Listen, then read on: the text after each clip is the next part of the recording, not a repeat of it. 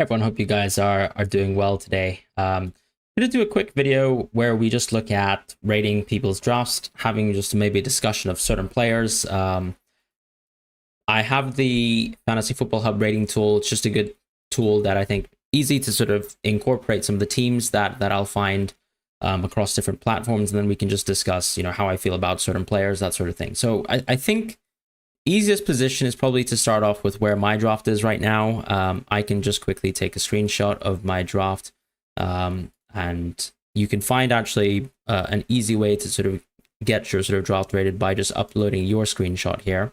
So I'll just quickly go and take a screenshot of my team in the background, and we'll see how the draft gets rated for now. Key point of news is that we had João Pedro start today. Now, he didn't play more than 45 minutes. He got subbed off at halftime, so that's not exactly the best, if we're being honest, when it comes to our expectations of how fit he is for game week 1. But that's the position we're at, and I do recognize I can definitely, take him off my team. So this is my team. I think it's just missing Barco, so I'll just add him here. We can analyze the team. 93 out of 100, nothing too bad, nothing too exceptional, but I'll probably just walk you through my draft. Now, it's not exactly the most deep in terms of bench. You guys know I like a strong bench, but it clearly does lack in bench, right? A 5.0 midfielder could be something that we like. I think Rodgers is the safest, but then the question, I suppose, is, am I going to be playing Rodgers over some of the other players in my team often? And maybe not. And if I don't like the 5.5 forwards, is there an opportunity for me to maybe go for someone like maybe Smith Rowe, a 5.5 midfielder, and then go for, Ross Stewart instead as a 4.5 forward? That's something that I've been highly considering. Just because if I'm not so sure about João Pedro's minutes, I don't like the Brighton fixtures too much anyways until game week 4. Why not just go for Smith Rowe to start and then enjoy the lucrative fixtures from there? So that's sort of my draft. In terms of submitting your drafts, let me just post a quick tweet on it. And so I'll just quickly tweet right now, doing a live stream rating your drafts. I'll just say feel free to post a screenshot here, and that will be on Twitter.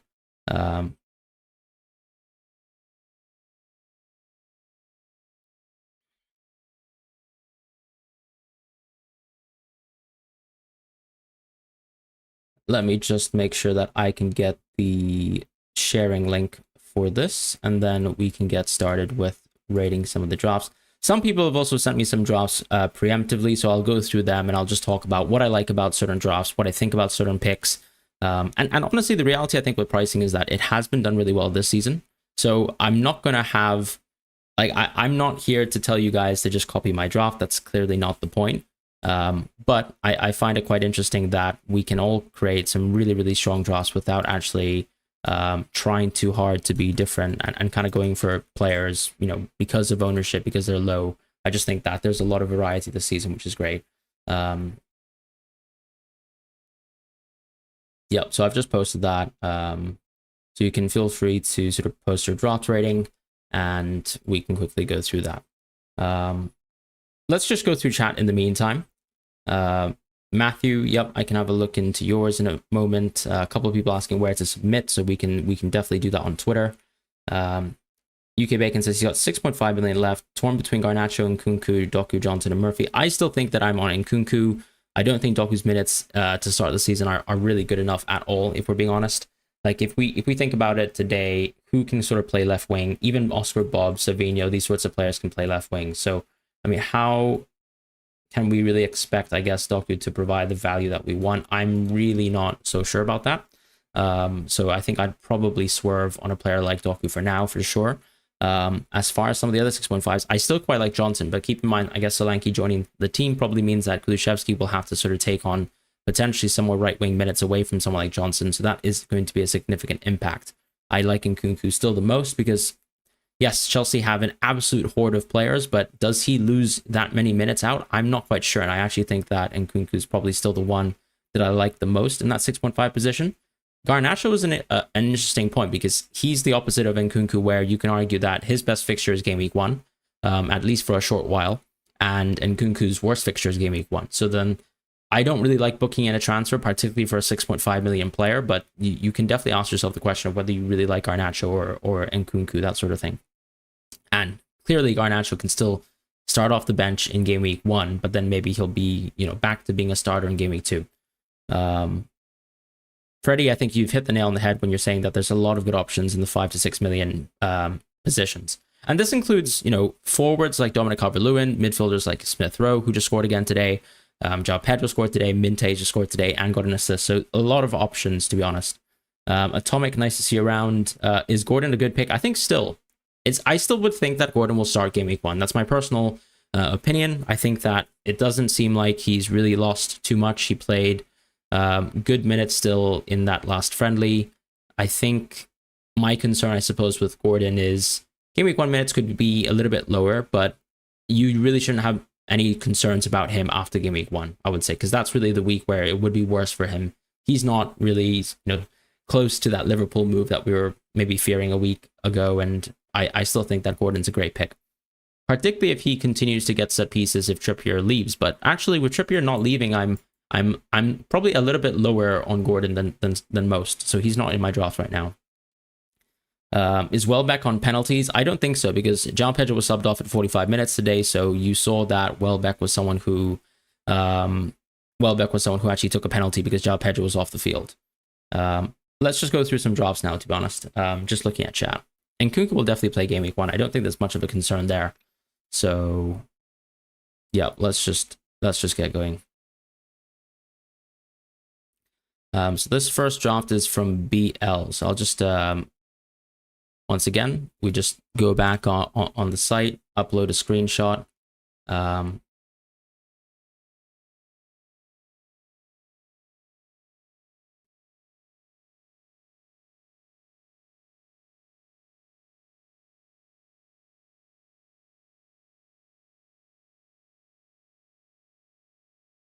Hopefully this works. Perfect. So we have BL's draft here. So it's an 87 out of 100. And I think maybe it's because the AI hasn't really factored in that Solanke has joined Tottenham. So that's definitely one thing that I think is quite significant. And then you actually have a rotation of 3 5.5 midfielders. I have to be honest, I don't really love it, because I do think that the 5.5 midfield position is one where when the fixtures are right, you can definitely want to start them, but as a slightly weaker player within your team. And so what I don't like about the draft is, at the cost of going for Haaland, Isak, Salah, and Trent, there's a lot less depth than I would say I'd expect from a team. And I think that the 5.5 million midfielders are probably lacking in enough quality to make up for it. So because I don't really see any value to necessarily having, let's say, if you think about it, right? So Smith Rowe probably only has one bad fixture game week 1. In the opening games, Murphy has a great one, so does Hudson-Odoi. But you don't really need to have a 5.5 million midfielder consistently benched in a team. I would say you actually want to cut down a little bit in the attacking positions and then strengthen potentially one of the defenders as well. Because right now, as things stand, you are consistently playing a 4.5. Maybe the AI also thinks that Miguel might not be the starting goalkeeper. It could be Sells. I don't think that's a huge point of concern. I still think that Sells is the number 1 for Nottingham Forest, but that's not, as I said, a huge point of concern. My concern is more so Hall is a permanent starter, but then I guess it could be rotation between the 3.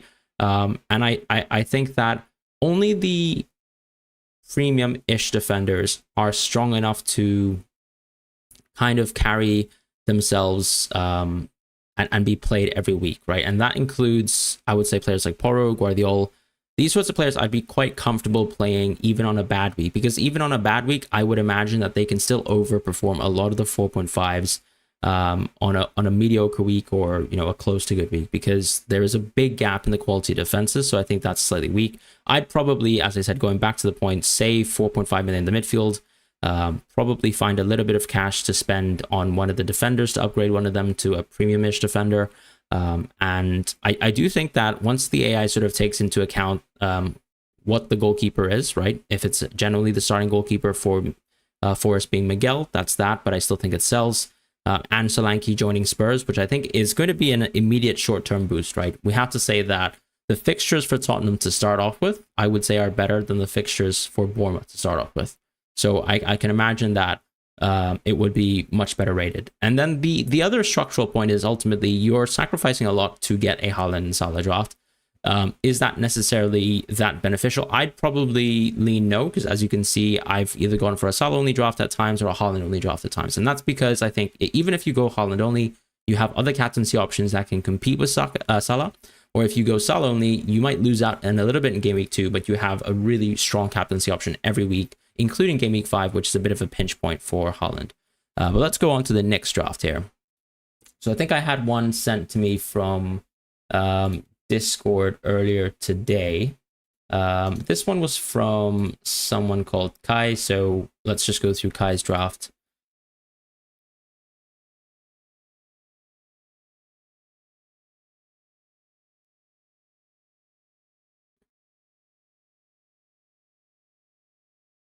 So this one's a 94 out of 100. And once again, it's not about the rating necessarily, but it's also, I think the rating does usually tell you how strong a draft might be.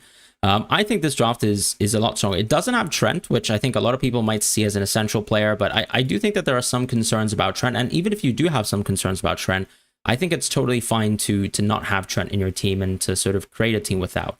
I like having Rodgers. Some people will say that it's too much rotation, I suppose too much depth. I think it's still fine. Mykolenko, Robinson, I need to sort of look at probably how the rotation works, because I would say off the bat, maybe game week 4 feels like a little bit of a weak for your team, because it's Pedro Porro versus Arsenal, although you can have Barco covering, and then maybe Mykolenko, you can have him covered by Robinson. So it doesn't actually seem too bad at all. You've got two 4.5s rotating with each other, and then a sort of two premiums really to sort of work off the rest. And you're working with the Fleck and Henderson rotation. So an interesting point, I suppose, and maybe chat will disagree with me, but I actually quite like, at 4.5, I quite like Flecken. I quite like Henderson. I also quite like, maybe if you can get the starting Nottingham Forest goalkeeper right, that's another one. Even Areola works too. But at 5.0, because if you think about it, right, when I say 5.0, it just means if you're willing to spend 5.0 on a goalkeeper, which basically just means, are you willing to spend an additional 0.5? So that means Fleck and Henderson, to me, counts as a 5.0 goalkeeper, because it's effectively, competing with the like of, let's say, Pope, competing with the likes of Leno. And I actually think that rotation is the best. So if you want to go and spend that sort of money in that sort of 5.0 bracket for the goalkeepers, I do like Fleck and Henderson a lot. So I don't really have anything really that I would suggest for this draft. I think it's incredibly strong. The 4.5s, I do think, is a bit of a toss-up this year, because there are different rotations, right? If you, let's say, go for Mykolenko, you'll need to find players who rotate around his fixtures. If you go for someone like Hall, you might have to find someone to rotate around his fixtures and try to balance around that. If you, let's say, go for an Arsenal defender, you might want, let's say, a Brighton defender or an Arsenal defender or an Aston Villa defender, because they've got good fixtures in game weeks 4 and 5, and they kind of cover. So like the 4.5 defenders are always based on their sort of relationships with the other defenders in the team, because I don't always see 4.5 defenders as permanent starters. The one 4.5 defender who could be a permanent starter is Quansah, but do we know whether Quansah is nailed or not? I'm not so sure right now, so nothing to say, but I think this draft is extremely strong. Let's just have a look at, why do I think Haaland is better than Salah? I don't think I've said that per se. I think I'm just on a Haaland draft because I think that I'd like to have the game week 2 captaincy in the bag, and I also would like, I don't mind, once again, going with some of the captaincies that are not Haaland captaincy. So game week 5, game week 1, even, I would argue that's an Isak captaincy or a Saka captaincy week for Haaland owners. And I think the question is, maybe, do I back, let's say, someone who is, I guess, in his prime in Haaland, fitness-wise, versus someone like Salah, who, I'm not saying Salah's washed, that's ridiculous to say. I think a Salah only draft, as I said, is as competitive as a Haaland draft, but would I rather trust, I suppose, Haaland with what I've seen already for the last 2 years with Pep, versus, let's say, Salah, who actually looks like in a really good Liverpool team, but then I'm questioning once again, do I back the player who is, in his full sporting prime versus the player on the tail end of it, even though he still looks amazing. And the betting markets do project, I believe, Salah to have a similar amount of points as Saka. So the question, I suppose, too, is, do you think, let's say, Haaland Saka is a better mix, or Salah and Saka is a better mix to start the season? That could be another argument to sort of make. And I think because Game Week 2 captaincy is something I do quite consider, I do tentatively like a Haaland draft for now. All right, let's go for another Twitter screenshot in this time. So I'll try to look for an interesting draft that we haven't really seen before.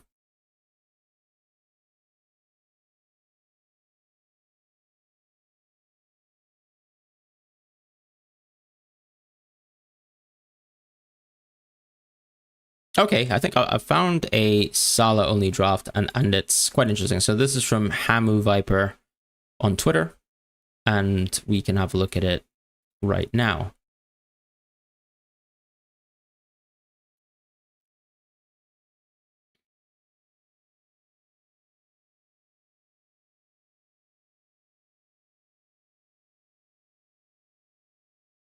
So this is the biggest rating so far, 96 out of 100.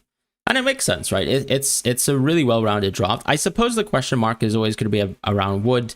You know, how fast do his minutes, I guess, get a little bit worse when we see maybe potentially a Taiwo Awoniyi substitution, things like that. What I would say is I don't have any issues with this draft. In fact, I'll definitely even the small little tweak there, which is Henderson plus Valdemarsson, makes a lot of sense, because if you're going to go for a 4.0 goalkeeper, you might as well go for Valdemarsson if you rate Brentford a bit more anyways, over, let's say, West Ham, where I have Fabianski, for example. Some people are on, let's say, Greaves. I think what this draft does struggle with a little bit is I still have a small issue with the depth, right? It's a 4.0, 4.0, and 4.5. And in this situation, I think what the AI is looking at is it sort of considers, if there were no injuries, if there were no issues, what would happen to this team? Imagining that, because when we look at some of these players, like, is Trent really going to lose too many minutes? Maybe outside of game week 1, I would say no. Porro definitely won't lose minutes. Salah won't lose minutes. Saka won't lose minutes. Eze probably won't lose minutes unless he transfers to another team. Son and Kunku Isak would. These players at the start of the season won't lose minutes. So then what the AI probably looks at is, you know, in the best case situation, how is this team going to perform? And the reality is it's going to perform really well. But I think my issue is that with the 4.0, the 4.0, and the 4.5 forward, as soon as you have an issue, you're not going to be really happy with the players that you're getting auto-subbed. And then if you have, let's say, a wish to maybe change your team around, so maybe, you know, move to another 4.5 defender, you can't immediately go through there unless you go through one of the more premium players within your draft. So for the teams that might be going for, let's say, a 5.5 million midfielder right now, a 5.0, or even a 5.5 million forward, there's a little bit of ability to move in and out of these spots with just one free transfer. Whereas when you have these blockers, I would say, which are the 4.0 defenders and the 4.5 forward, it's very hard to sort of move in and out of that unless you suddenly accumulate 2 free transfers and then you want to change your team around. So I do think that if this team was ever to, you know, succumb to injuries, for example, it would be quite tough to move things around. And that is my only concern. It is a little bit inflexible, and it does lack a little bit of rotation. So despite it being that highly rated, I think I would still try to at least find a 4.5 defender somehow. But that's the issue, I suppose, right? You suddenly have a weaker team, but that's sort of the balance of FPL that you sometimes have to deal with, because in reality, situations are not perfect. And yeah, injuries happen, so on and so forth. So I would probably, in my mind, want to take it into account that. But it's also up to you. It's your personal preference. And we have more free transfers, I suppose, that you can roll, that you can deal with. Some people in the chat are talking about Solanke and just asking about, you know, why don't we all have Solanke in our teams? What I would say about Solanke, that I'm a little bit, I would say that, first of all, I don't think he's going to keep penalties in the team. I think his minutes could still stay very strong. But once again, despite joining Spurs, which makes him more attacking, so probably more shots per game, likely higher XG, you are still losing a lot of penalties too for Dominic Solanke. And I think that is a small setback against Solanke as a viable pick. And then I suppose the other question is, do you prefer at the 7.5 million position someone like Anthony Gordon over Solanke to start game week 1, or do you prefer someone like, let's say, some of the 6.5 million midfielders, and do you want to spend more money in those positions first? Edzo, thank you so much for joining as a member of the channel, and welcome to Captain. So thank you for joining around. If I remember, I think I caught you in the FPL Focal stream, so thanks for joining here as well. And sorry, I'll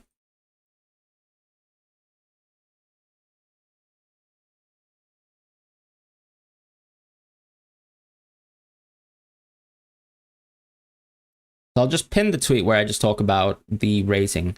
Why Saka over Palmer? I would personally say that I still think that the opening Arsenal fixture like Wolves at home, even the game week 3 fixture Brighton at home, is a fixture that I like more than Palmer's opening games. And I would also have to say, looking at underlying stats, they're very close, right? Palmer, Foden, especially when you consider Foden and how good he is as a finisher, I think they're all quite close. But then you also have to factor in that penalties were a huge part of what made Palmer the best player in the game last season.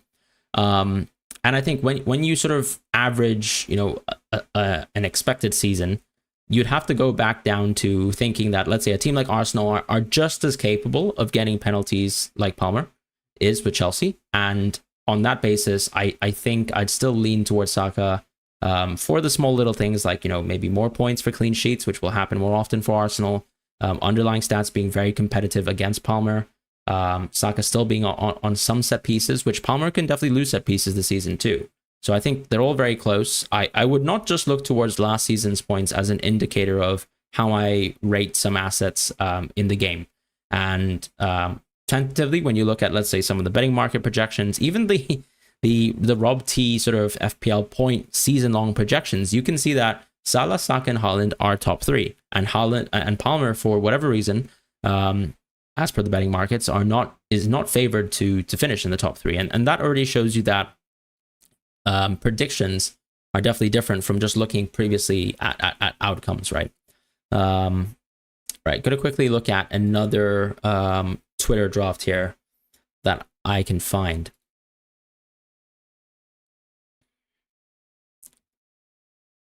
I'd like to find, once again, a slightly interesting draft. All right. I quite like this draft from Mike. So this is FPL Martian on Twitter. Reason being, because it actually has a couple players that I don't think we've seen before in some drafts, and I actually quite like that aspect of it. So let's just go through that.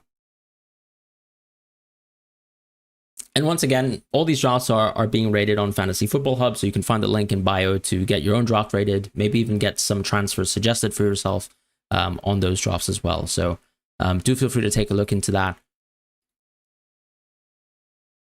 Okay, I think we have the... Let me just see if this is the right one.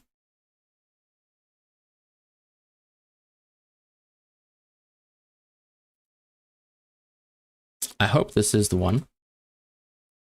So yeah, this one has Minte, it has Bob, and it has Havertz. And I think I wanted to just discuss my thoughts on these picks, because once again, the immediate sign that I'd point to is I don't love the double 4.0, because you have to say that when you look at Mikolenko's fixtures, starting from game week 1 even, game week 1 and 3 are good, right? We don't really need to dismiss that. These are 2 decent home fixtures for Everton. But then the question is, what are the tough fixtures for Everton? So Spurs away, game week 2, Aston Villa away, game week 4. And how do we sort of rate those fixtures, and how does your team cover them? So when I look at the team now, I'd say I don't think the 4.0s can really cut it in terms of trying to cover for the weaknesses of those fixtures, which I don't love. So a little bit lacking in terms of the bench depth rotation.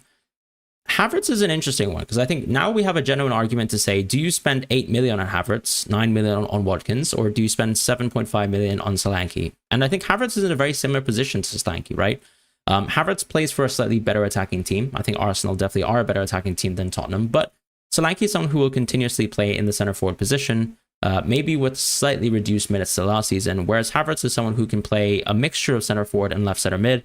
So there are times where he's a little bit more of a goal threat in the center forward position, and then a little bit less of a goal threat, a little bit more creative potentially in the left center mid position.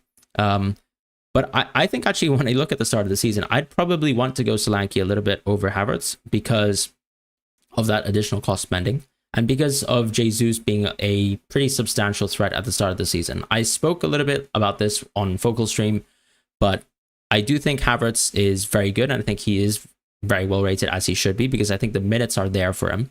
But then you don't really want too much of a left center mid share for Havertz, because the goal threat is a huge aspect to how forwards gain points in FPL, because a lot of your bonus comes from scoring a goal as a forward. Whereas if you're maybe playing left center mid, that's going to take away from that. So I kind of like, if you want to find the 0.5 million cost saving, I kind of think that Havertz to Solanke could work, and therefore you can upgrade one of the defenders. And therefore, when let's say Mikalenko has a pretty bad fixture in game week 4, you've got Barco still sort of to cover, hopefully, if he's still consistently starting games around then. And you still have a really strong draft with players like Trent, Gabriel. Maybe you can move Gabriel to Guardiola later down the line.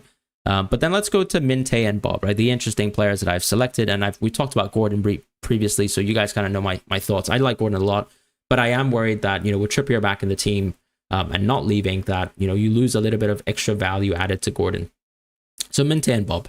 Minte has been brilliant, and actually I've been considering within my own draft, why not just go for Minte instead over a João Pedro, over an Armstrong, because I feel like I'd be much more confident in Minte's minutes compared to João Pedro's to start the season, just given the difference between the preseason minutes so far and how good the minutes can be to start.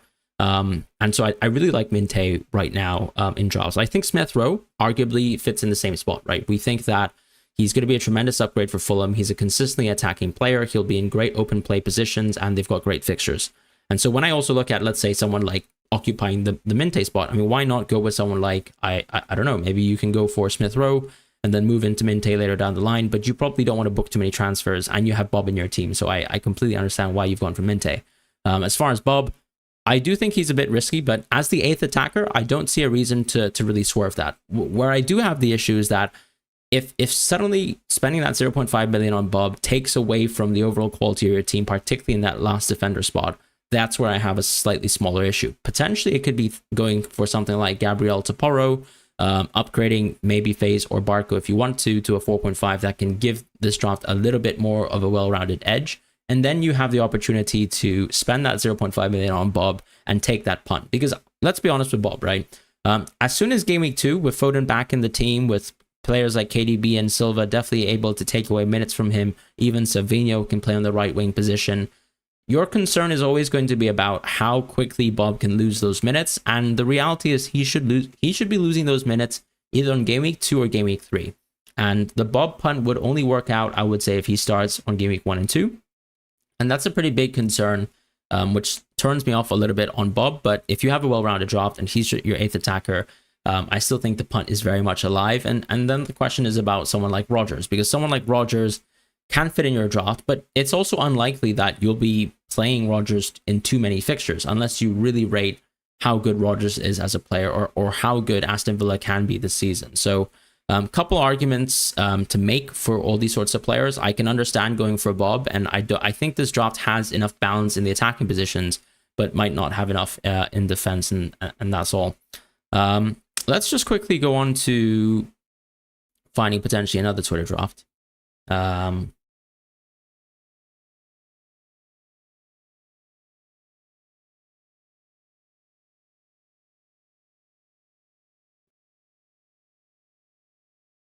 So there's another draft here, which is from FPL Grass FC. Love the name.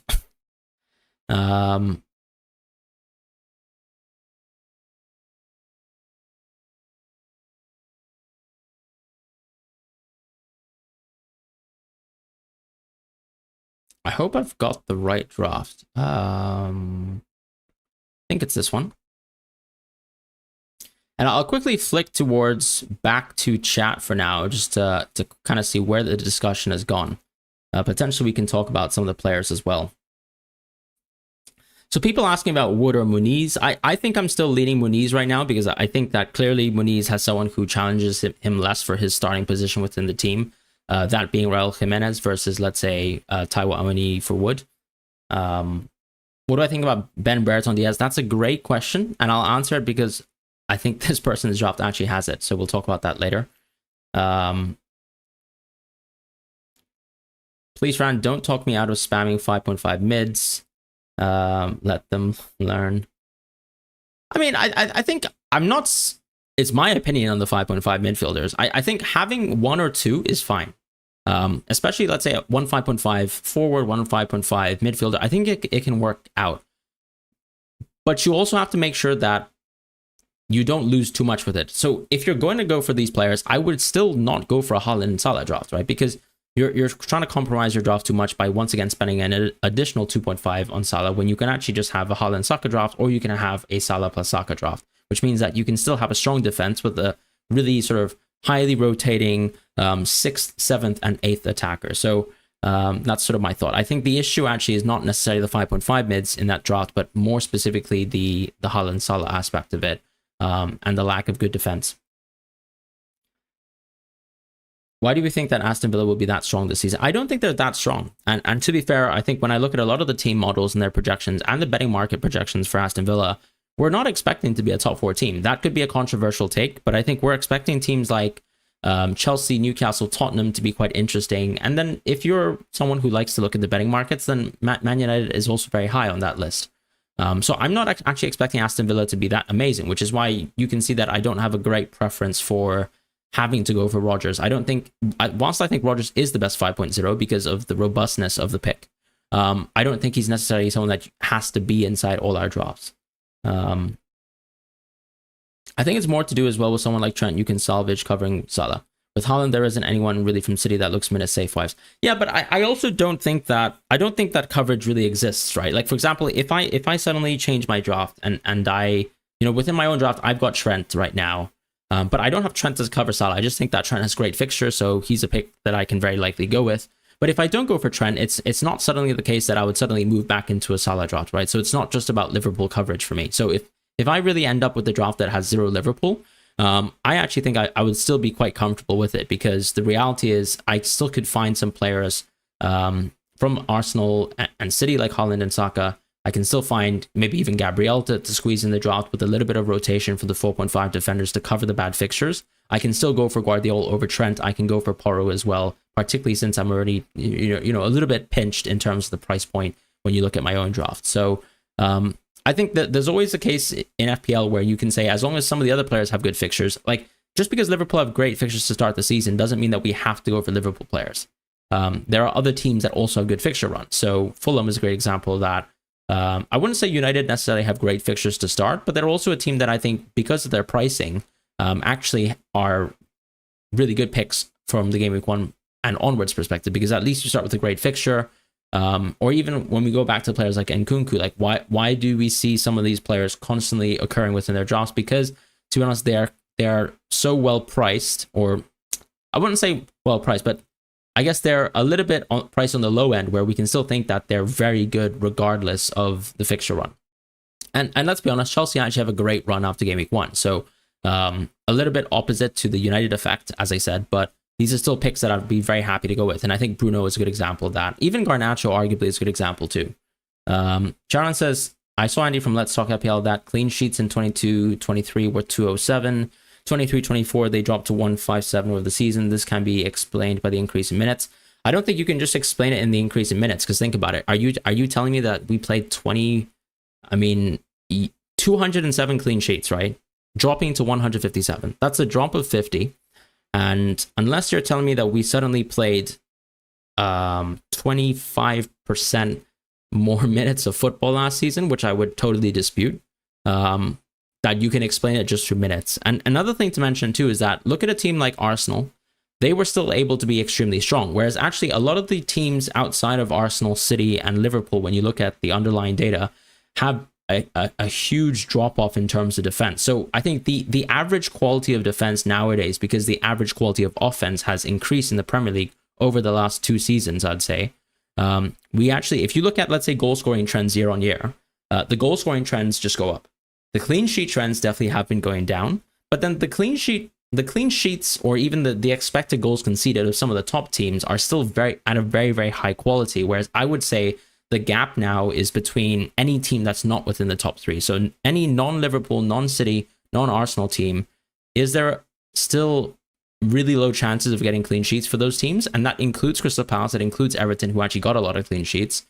I think that's where a lot of the teams have conceded. And obviously we have some relegation teams that concede a lot of goals, right? But even in the mid-table, I would say we've lost a lot more of that strength potentially. or rather the strength has moved from defense to offense. And that's sort of the nature of football. Maybe you can argue it's sort of how we look at pressing nowadays. A lot of the minutes, maybe substitutions coming into play, but the reality is that's how things have moved. I've also missed someone joining or rejoining as a member. So Moez, thank you so much for joining as a member of the channel. Welcome to Captain, and thank you for joining. Reese is a joke. There wasn't even crazy stoppage time. It's just better attackers. Yeah, I think that's the key point. So even if, like, when you look at, let's say, some of the relegated teams last season, they've probably scored more goals and they had more expected goals than some of the relegation teams from previous seasons, which already shows you that it's basically just a change in gear in terms of defense to attack. Now let's go back to FPL Grass FC's draft, because I've waffled long enough. I think the only issue I have with this draft is I do think Livramento is definitely immediately under threat with Trippier not leaving the team. So that's the only issue I have with the draft in terms of minutes. Leif Davis is a question about, once again, offense within an individual defender. So Leif Davis, when you look at his underlying stats, I mean, this guy is, I actually think he's one of a kind. As someone who loves looking at the data of individual players, Leif Davis is one of the most attacking fullbacks I have ever seen in my life, particularly for a team that I would argue is, wasn't like a standout attacking team last season, right? We still had Leeds, who were a better attack underlying wise, but Leif Davis is in a sea of his own, maybe even better than Doughty last season when it comes to underlying numbers, even before jumping into the Prem, right? So I'm talking about how good the open play numbers are, the volume of the crosses, the set pieces that he has. I think Leif Davis is insane. But I just think that the expectations that we have for Ipswich are so poor in terms of how often we're expecting clean sheets, how often we're expecting Ipswich to concede 2 goals, which means -1 points for every sort of Davis sort of game or appearance that you have in your team. That is where I still think that there's unfortunately a significant drop back or drop off really with going with Davis, despite him being potentially even really a world-class attacking fullback, right? Just from the numbers that we've seen, at least within the system, the role that he played. I don't have too many concerns about how he can translate the attack, but then I think it's about, in terms of projecting points, does he really actually get that much? Because he's going to lose out on very much opportunities to getting bonus, because the more goals you concede, the more you lose bonus, like BPS, as we can see from the bonus changes this season. So I think that negatively impacts him a lot, even more so than a Porro, even more so than a Trippier. And that's my concern with Davis. And given that you have someone like Johnson, and actually, this person actually said that they don't care about the defense, but they have 4.0 defenders. So I would actually say that this is actually very well balanced in terms of the amount of 4.5s, but then you might not need that many 4.5s. Why not consider maybe spending the 0.5 elsewhere? As far as the attack, I think it's once again maybe a little bit too stacked. I think rotating 2 5.5s is something that I don't love too much, and maybe you can save a bit of money with things like Havertz and Solanke. But if you like Havertz over Solanke, that's totally fine. I'm not gonna say that that's a forced transfer that you have to make. But it's very likely, for example, when you look at, I think, to be fair, with Ben Brereton, Diaz, and Minte, I think the rotation is good, right? You have a good fixture in Game Week 2, but the issue is that they have a clash in Game Week 5. So when let's say Brereton Diaz plays in Game Week 5, I suppose the issue is that that's a good fixture for Southampton, but that's also a good fixture for Brighton. So are you even squeezing, I guess, the full value of that rotation? I wouldn't necessarily say so. But Brereton Diaz, I have to say, is a very interesting pick. When I look at some of the goal scoring projections in the markets, he's extremely high. And when you look at last season, the expected goal numbers that he had per 90, also just insane, absolutely insane. Particularly for a team like Sheffield United last season, who were awful on offense. And I have to say, Brereton Diaz can very well play the center forward position this season for Southampton, and Armstrong will sort of continue with his wing position. So he's probably one of the few picks that I don't think has been talked about enough, Ben Brereton Diaz, that is, and I am really excited about him. And I've also even been considering within my own draft, maybe I drop Armstrong or João Pedro and then consider 5.5. That could be Smith Rowe, that could be Minte, but that definitely could be Ben Brereton Diaz as well. But that's really all I have to say about this draft. I think I don't love Davis to start. I think there are some pretty bad fixtures sandwiched in there. I'm not fully bought on Havertz. I think that there's a lot of depth in the attack, and maybe I still like my premium defenders. I think I've done some of the math on the premium defense, and they still are very valuable, right? Spending 6.0 or on let's say Guardiola or Gabriel can still be cost efficient this season, and I think that's definitely the case, even more so than some of the other 4.5s that you're looking at here, who you might rotate from time to time. But Livramento is also a little bit of a mins risk, but strong draft. You can probably choose to ignore my thoughts, and I think that's totally fine as well. Everyone has a different FPL playstyle, so we can talk about that. What's my opinion on Forest players being slept on is Elliker's question. I think my concern with Forest players is they're not that good of an offense, right? When you look at the underlying stats last season, Nottingham Forest were a bottom 4 offense, and even though they have some good fixtures to start, who's the player who actually benefited most from the attacking structure in place last season? I would have to say it was Chris Wood. So outside of Chris Wood, I'm not that high on any of the other players in the midfield for Nottingham Forest, because we just saw that Gibbs White within some of the preseason friendlies has lost his set pieces. And there must be a little bit more rotation this season with Nottingham Forest, particularly with the wingers. And so I'm a little bit cooled off on a lot of their attackers that aren't Chris Wood. Bateman says, Ben Brereton Diaz, your double game week 34 captaincy hero, push you up to 790th place.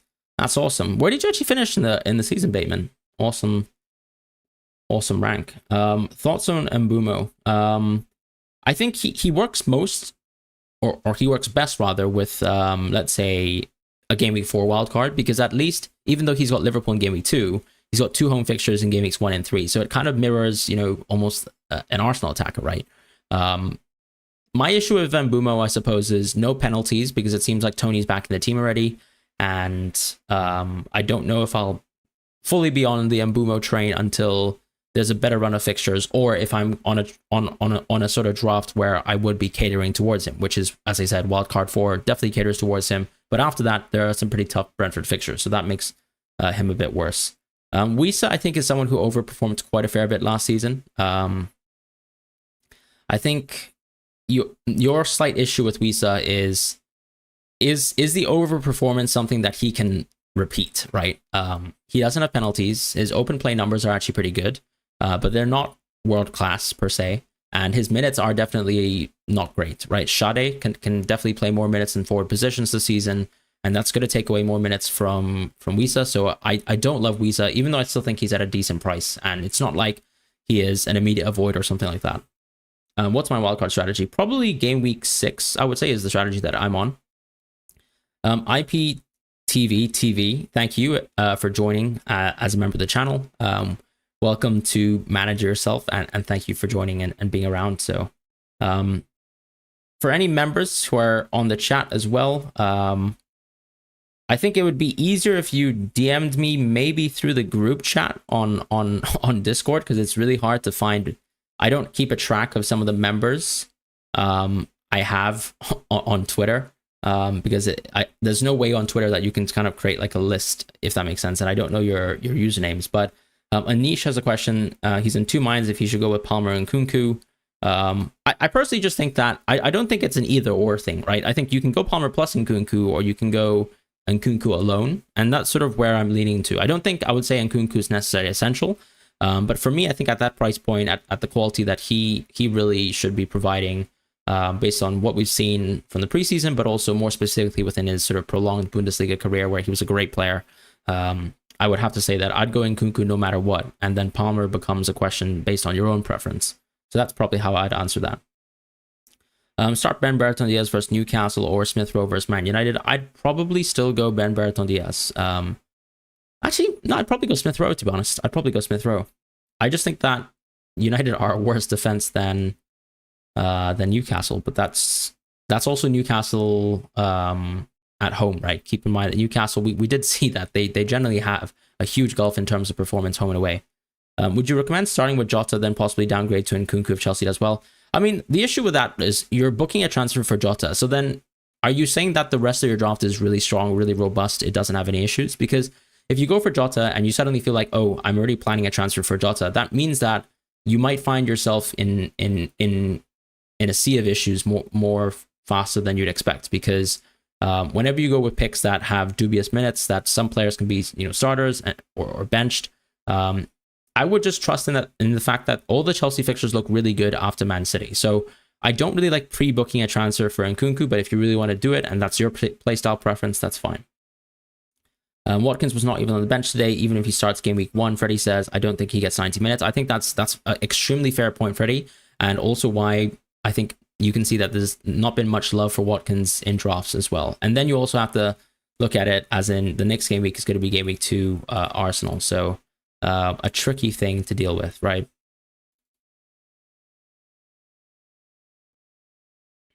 Okay, there are so many drafts. But I also think that, let's have a look. I'm trying to find another draft that I find quite interesting. I'm going to quickly check Discord if any of these sort of private members have messaged with their drafts. E7 has actually posted one of their drafts, so I'll take a look into his draft. I don't know if you can actually put a Fantasy Football Hub screenshot back into a Fantasy Football Hub transfer rating. So let me give that a go. Little bit of Fantasy Football Hubception. Let's have a look.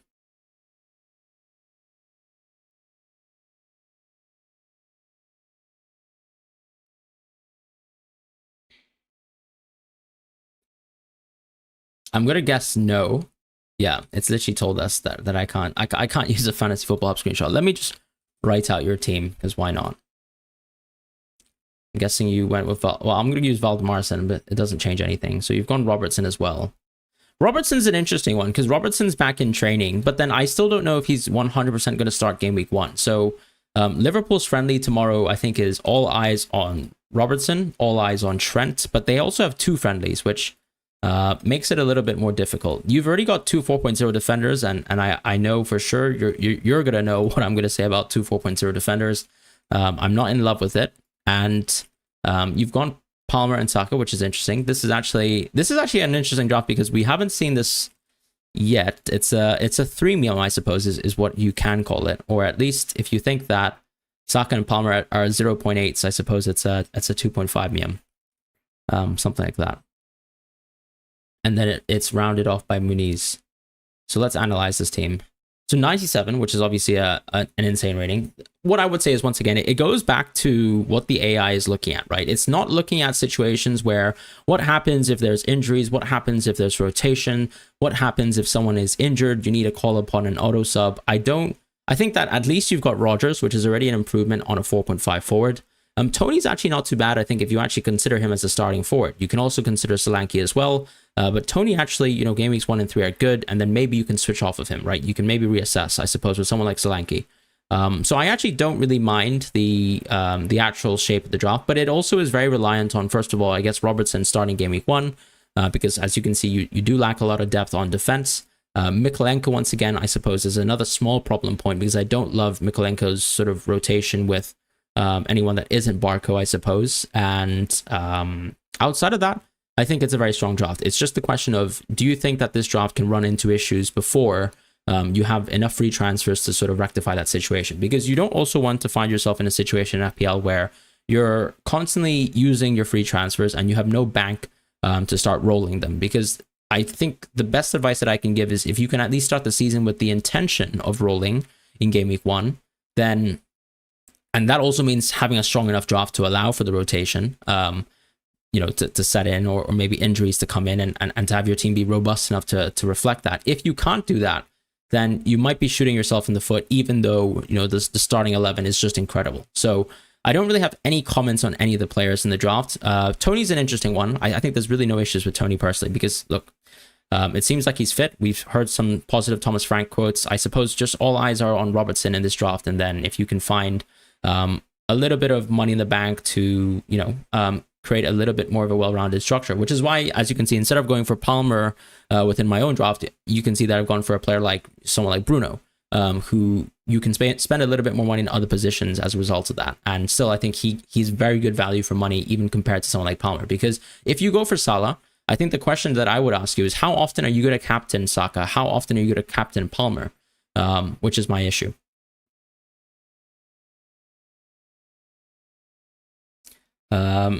Ahmed, thank you for joining as a member of the channel as well. And I'm so sorry, these are Japanese letters, but I know you've been on the Discord. I can't say them right now, but Japanese characters, I suppose. But thank you for joining, both of you guys. Welcome to President, welcome to Captain, respectively, Ponchan.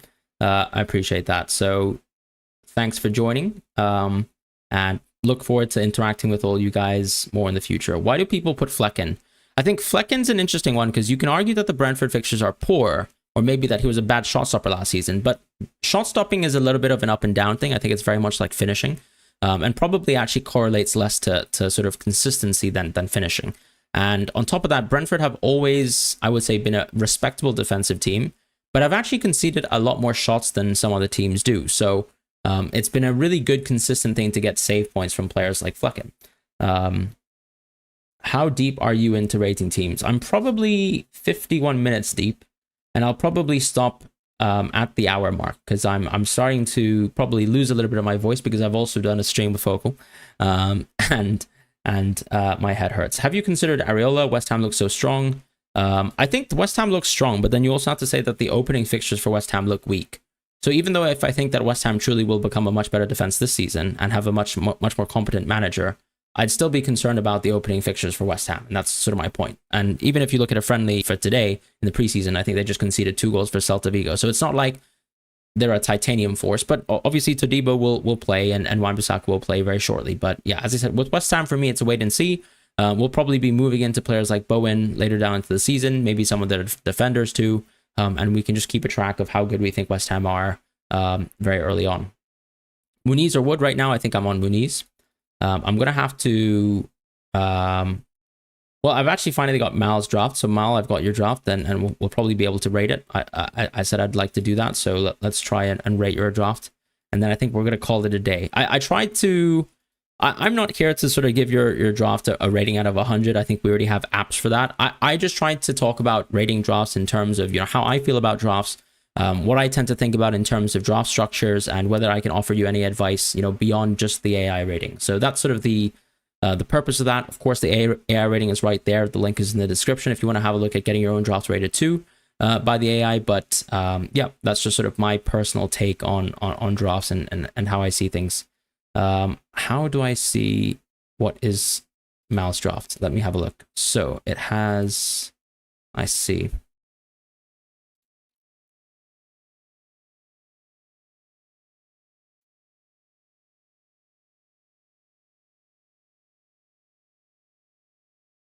Okay, I think I've been able to download it. So let's just quickly.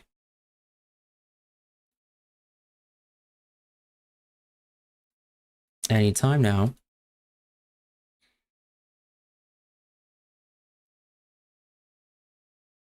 Let's have a look at this one. So 90 out of 100, but that's, once again, what we'll look at first, but then we'll talk about structure. I think Rashford's an interesting one, right? Because I think a lot of people are going to look at today's game, right, of football and say Rashford looked horrible. But then you also have to look at today's game, I think, with open eyes and say, if you guys remember 2 seasons ago, what happened to the Community Shield when Haaland missed a bunch of chances versus Liverpool? A lot of people saw that as an opportunity to sort of put down Haaland. But then a lot of people also saw it as an opportunity to say that Haaland is so good at getting chances. And I think you can apply that argument to Rashford. Now, I'm not saying Rashford is Haaland. That's clearly not the point. But the point is, I think United looked quite good. And one of the key attackers of the team, I imagine, who's not going to lose the minutes too early on to, let's say, players like Garnacho and Ahmed, is probably going to be Rashford, right? I still think that he can go up and down, right? There's going to be some games where Rashford's not playing very well. He could get subbed off early, but I definitely will not disagree with you that Rashford is a good pick to actually play around with. And I don't really mind going, Bruno-less and actually going with Rashford instead. I think that your draft is actually really deep. It has rotation, and even to be honest, let's say the Munoz-Mikolenko rotation is very strong. So I actually quite like that too. And then Bob is an 8th attacker that you have in the situation where you don't necessarily need Bob to play, but if you can find an opportunity to play Bob, I suppose the question is, who do you bench in game week 2? Do you bench someone like Muniz? So what, I suppose, is the purpose of Bob in your draft? Are you hoping to gamble for more? Because in my opinion, Bob will undoubtedly lose minutes in game weeks 2 or 3. I think that's just clear. So then my question is, if you're trying to gamble the Ipswich fixture, who goes onto your bench, and does that change your draft around? Because that's the only thing I can say that I would comment on right now. Is it the case that you're just very happy with things as it is? You just want to, live and have a player in the 5.0 territory, or why not just consider maybe going for a 4.5 midfielder if you don't really want to bench anyone in game week 2 anyways over Bob. Maybe it's Muniz, once again, as I said. But yeah, give that a little bit of consideration. Let me know, what can the 0.5 do in your draft? Because it could even be, let's say, upgrading Munoz to Porro. Now, some people in the chat might think it's not an upgrade, and I think that's fine. But then one of the concerns, I suppose, when I look at my own draft is, I've got double Crystal Palace defense. Is that necessarily something that I want to have to start the season? Or would I be a bit more comfortable maybe going with, let's say, a 4.5 midfielder, and then in your draft situation here, just going for someone like Porro? Because I think that might be something that could be quite interesting. The only issue, I suppose, is that someone like Mikolenko would have to change, right? You'd probably have to find someone like Dunk who can kind of cover, let's say, a bad Porro fixture, like, let's say, game week 4. So those are my only thoughts, but I actually think that this is a really strong draft. Not too many comments. Do I think there's value in a Solanke? Absolutely, I think there's value in Solanke. But once again, I think there's value in Muniz, value in Wood, value in João Pedro, and Armstrong. So you don't necessarily need to force yourself to go to Solanke right now. I think that's absolutely... Like, I don't think that we need to have Haaland. If you want to go Salah only, I think that's totally fine. If you want to go Isak, I think he's close to what I would call essential. He hasn't really moved from my drafts. But then that third spot, it can be a cheap forward. It can be Solanke. And so I think all options are there for us, which is a good sign that FPL have done a good job of pricing. Rashford either has a 20 goal assist season, AFC Chris says, or flops. Fair point. Osimhen not on a Napoli bench. I mean, who do you think he can go to, though, Osimhen? Or do you think Chelsea somehow still have a bit more of the war chest to go? Is going Odegaard a good option? I think, once again, Odegaard is a little bit more of an option that I would lean towards on a wildcard 4. I probably would go for Bruno instead. Envy says, you probably answered this question a million times now. Where are you in the Haaland or Salah? I said my point in the debate is I don't like the Haaland plus Salah draft. I like a Haaland only draft, or I like a Salah only draft. And I don't think that there's anything really wrong with either. It's just a question of whether you want to go for a Salah or Haaland. And Mal also asked the question about teams. And I think the issue with just purely looking at fixture swings is you sort of neglect the wider picture sometimes, where, sometimes you're just going to own a player like I have said that City and Arsenal have relatively worse fixtures compared to their own shadow, right? Compared to the standards of City and Arsenal. But it still aren't bad enough where I would, in this case, drop Saka from my draft, because I still think Saka for game weeks 1 to 3 is amazing. And so I still actually look at starting the season with, let's say, Palmer, Son, Saka, Foden, especially since I think he'll miss game week 1. And then I have to ask myself and say, I think Saka is actually the best pick in game weeks 1 to 3. And then around game week 4 time, I can consider whether I want to use 2 free transfers to maybe go from, let's say, Saka to Salah, and then maybe drop Isak into someone like João Pedro potentially within my own draft structure. And I think this could even apply to the draft that we're looking at right now. So those are the kind of questions that I look at in terms of sort of deciding players.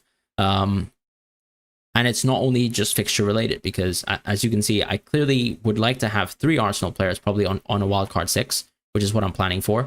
But right now, I'm totally confident in just having 1 Arsenal player right now, which is going to be Bukayo Saka in my team.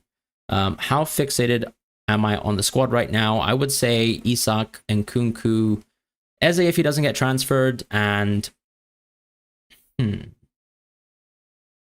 think those are the players that I mentioned on Focal Stream that are nailed in my draft. And I think Saka included as well. So Saka, Isak, and Nkunku, and maybe Eze are the players that I think have existed in every iteration of my draft. On the Trent Alexander-Arnold debate, I generally think I could see myself going Guardiola if I'm worried that he doesn't start game week 1. And that's just my take on it. All the other players I think are quite prone to moving. Maybe Henderson, actually, ironically, is another player that I find is quite nailed in my drafts. But that's sort of where I'm at. And I'm done with the rating drafts for now, but you're weirdly thinking Saka would be better post game week 3, since if any Arsenal player returns in the Spurs and MCI game, it's a good chance it'll be Saka. Yeah, but the thing is, why would you really want Saka even for those games, right? I don't think...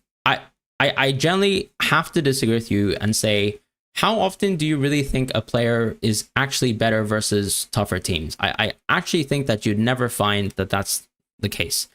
If you look at some of the best players, or even some of the weaker players, you're always most likely still going to score versus a weak defense. Yes, you can always argue that, I don't know, that a team is parking the bus. But look at a team like Sheffield United. So they were parking the bus all of last season, and what happened? They conceded the most goals, were one of the worst defenses of all time. But was it the case that Sheffield United were conceding goals to non-top teams? No, they were conceding plenty of chances and goals to top teams.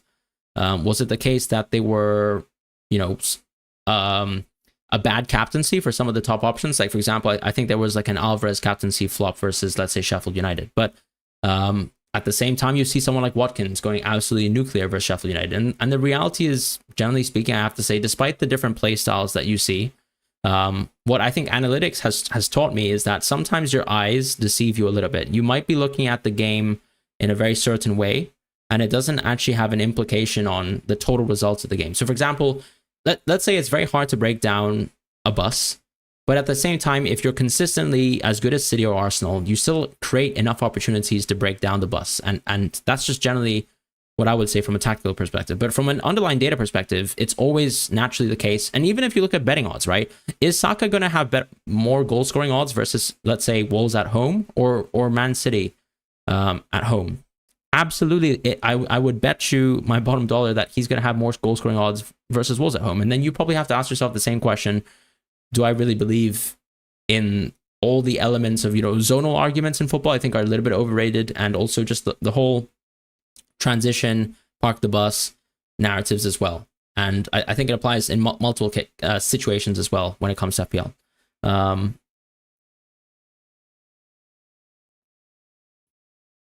Ilham, thank you so much for joining as a manager of the channel. Welcome to member. And yep, appreciate you guys for being around. Lots of members joining in the chat today. So thank you guys all for joining. Really appreciate that. If I've missed anything, I would like to double check, but no, I don't think so. Overall, Mo, 2 Mo's actually. Thank you guys for joining as a captain and manager respectively. Ahmed, thank you for joining as a captain. Sochan, thank you for joining as a president. Edzo, thanks for joining as a captain. And Ilham, thanks for joining as a manager. So appreciate you guys all for being in the chat. It was pretty fun just doing a little bit of a rating your live stream session today. Nice to always sort of share my thoughts on players. I think we can do a little bit more of an FPL focused draft, and I might do a members only draft as well. Maybe on Monday. I think that's a good time to do so because I'm on holiday right now, finally, and I have a break. So yeah, take care, you guys. Have a good weekend. Enjoy the games tomorrow. There's a lot more information to do. I might record a little bit of content right now. Might do an updated draft. Do you guys want to see an updated draft video? Because I think one thing I need to consider right now is what I want to do with my team. Because I'm not sure if the Liverpool sort of fixture will change my mind too much, but I'll probably do an updated draft video. The cheat sheet will have to wait until Sunday's fixtures are finished, because I think, to me, they are very, very important preseason fixtures as well, just for the Game Week 1 perspective on minutes. And that's pretty much it. So thanks, guys. I'll see you guys soon. Take care and goodbye.